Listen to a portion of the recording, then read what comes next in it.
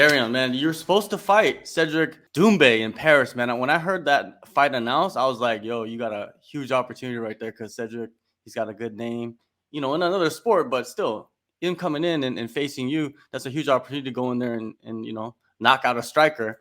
Yeah. Looks like he's had some problems with the French commission, man. What do you know? What did you hear? Yeah, I was actually hearing stuff a couple weeks before it got canceled, and it was just some Twitter talk.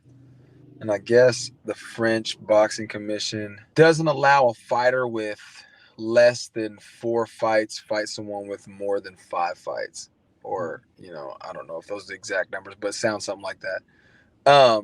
So it just seemed that he didn't have enough MMA fights, which is kind of strange to me because if they're the boxing commissions, this man has over 80 some odd kickboxing matches. You know what I mean? So I think it honestly makes him capable of, more than capable of competing in another professional sport. But I mean, that's the ring around what I heard, and it being the first show that the UFC was ever going to do in Paris. Maybe they just didn't want things to go sideways or awry or something like that. It's still weird to me that the boxing commission runs the MMA. I don't know what's going on, man. But it's like having NBA run NFL. I don't. They're both sports. They're both ball sports, but they're totally different.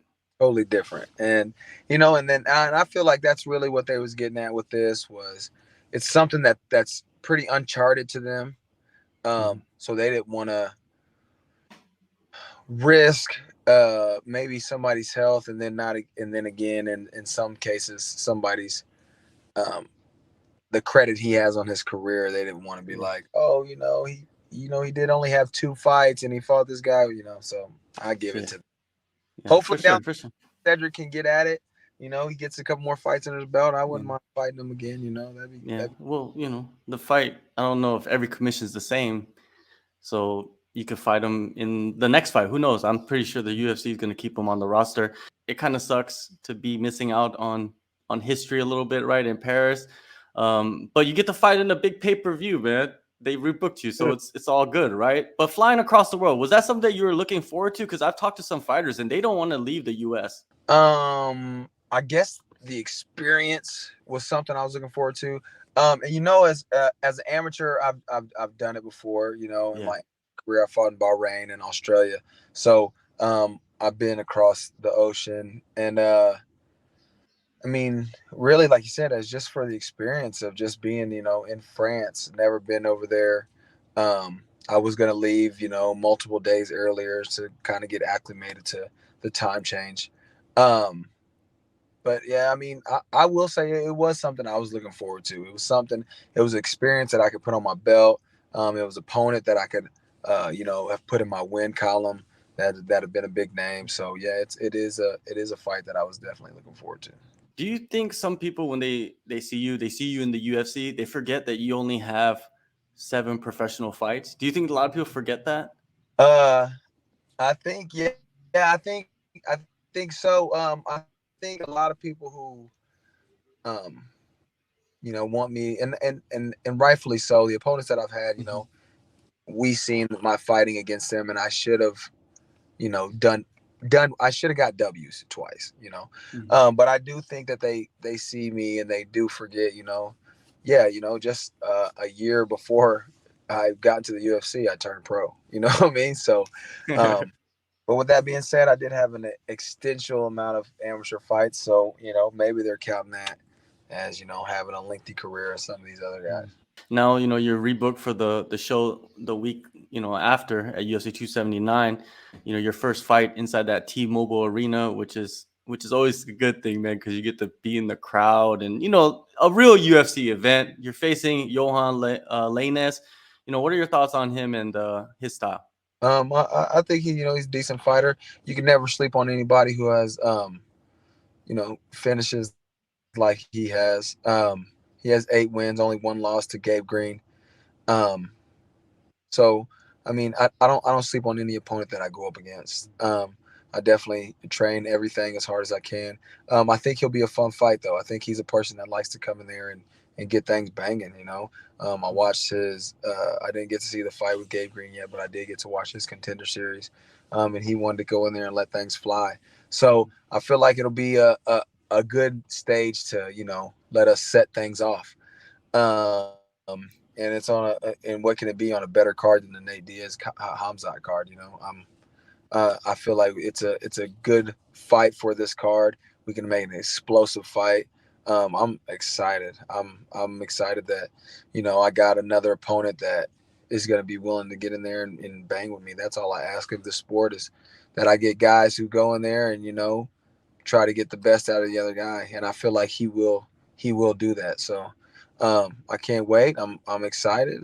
We got almost the same amount of fights. He's got 2 more fights than me, and he's been finished once. So let's make sure he gets finished again and wrap it up that way. Is there something more you get out of watching your opponents fight that they won compared to the fight that they lost? Yeah, you do. You get your opponent on his best day. You get your opponent on his when everything went perfect for him. When every punch landed that he wanted to land, every transition went how he wanted it to go. So when you get that from an opponent, when you learn what he is on his best day, I mean him on his worst day is nothing. You know what I mean? Mhm. So I take what I can get. I really don't try to look for all of my fighters' losses because I don't. That's not really what I dig into. Like I said, like you want to see when they're doing good, you want to see when they're winning, you want to see when their punches are on point. That's the fight that they train the best for, and so that's the fighter I'm expecting to see. I'm expecting to see the best out of them and not the worst, and that way we know how to game plan. So when we do see the worst, it's goodbye for them. Yeah, for sure. And you've had 2 fights in the UFC: Brian Barberena, Ian Gary. How much did you elevate as a fighter, let's say mentally and even physically, from the adversity that you faced in those fights? I feel like I'm always a person that can experience something and then adapt. With Brian Barberena, first short time notice ever in a fight, really short, 4 days notice.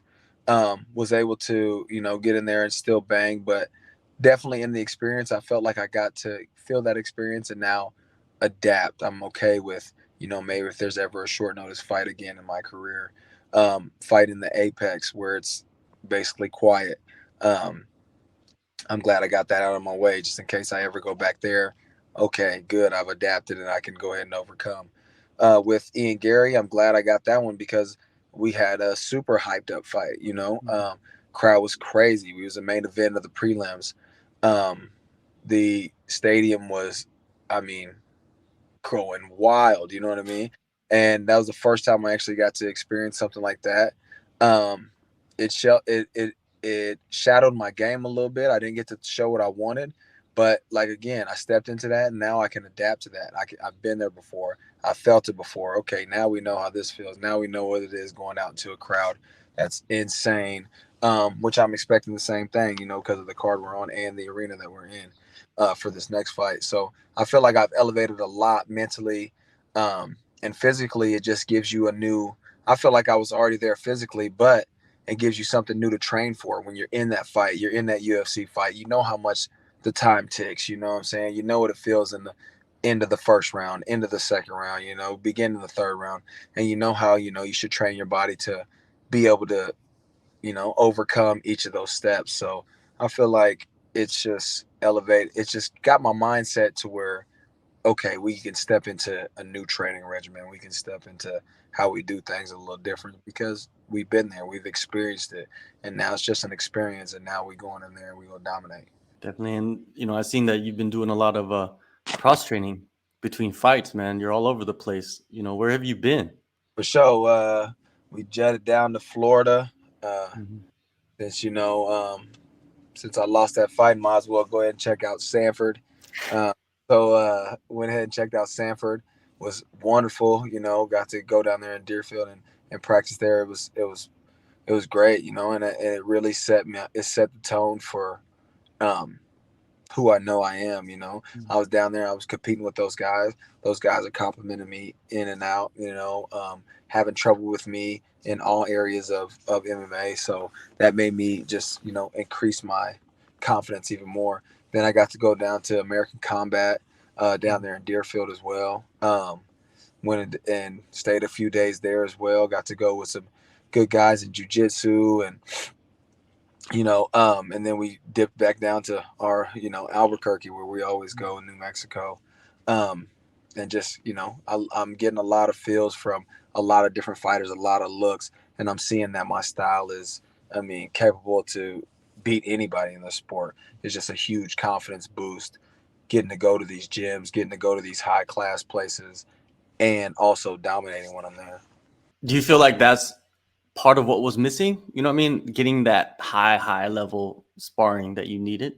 I feel like it definitely helps with the mindset.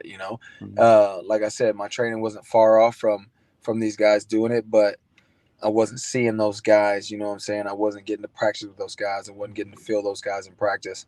Um, so being able to go against the athletes like that who are in the same top tier part of the sport that I am, it just gives you kind of a reassurance, like, yeah, good, you're good, you're going on the right path. You know what I'm saying? Yeah. You can dominate these guys, you can beat these guys, you can do this to these guys, you can take them down, punch them in the face. So it definitely gives you a brand new nuance to the way you approach practice. Did you train with Ian? No, he was actually Mm. he had left the 2 days before I went out there. I think that was when he was fighting Gabe Green, is when I jetted down that way. All right. So it wasn't too bad. It wasn't too bad. I would have loved to see how that sparring match went. Yeah, of But course. Round I'll 4. get down there. Yeah, I'll get down there. We'll get it in. We'll get round number Yeah. 2 in. Sure. Yeah, no cameras. Just do Yeah, your yeah, thing, right? Have do it. some fun. Now, you are you like finishing your camp now at Hewlett House? Like, what does the last couple of weeks look like? Yeah, I am finishing my camp around my team. And we're just staying sharp. We're taking everything that we learned from all these other gyms, everything that, we've learned new, everything that we put in, and we just going ahead and making sure we cycle it, make sure it's fresh in our minds, make sure we got it as a reaction. So yeah, we down here in Missouri finishing up my training camp in Columbia and in Sedalia. So it feels good. I feel great. I'm at peak performance right now. My cardio is unbelievable. My resting heart rate right now is almost 49 beats per minute. You know what I mean? So, I'm in top tier shape. So, feeling great, feeling sharp, ready to put in some work in one of the best cards that's going to be this year. Yeah, definitely, without a doubt. Johan and yourself, you guys got one thing in common. You guys are both looking for that first UFC victory. What are you expecting, man, to do to your opponent? I'm expecting to take it anywhere that, you know, anywhere he wants to take it. You know what I'm saying? I want to, if he shoots on me, I want to be able to, hey, okay, sprawl. Now I'm on top. Now I'm on his back. Now I'm beating his head. If he wants to stand up and bang, let's stand up and bang. Let's trade punches. Let's see who's faster. Let's see who's sharper. Let's see who's, stronger. So I'm really thinking, anywhere across the board, I feel comfortable with. So whatever he wants to do, whatever he initiates, we go in there and we feel each other out, and whatever's initiated, I feel like I'll be on top at every point. All right, one last thing before I let you go. You're a welterweight. The main event is a welterweight. Nate Diaz versus Hamzat Chimaev. What do you see in this fight, man? It just seems like everybody's counting on old Jamal, man Nate Diaz because he's an old man now. To be honest with you, he's not that no, young. he's not that young. He's not that young. And Hazmat's had 5 fights now in the UFC. Yeah. Um, I'm never gonna sleep on Nate Diaz. Never in my life. You know what I mean? So I'm gonna go ahead and go Nate Diaz for the win.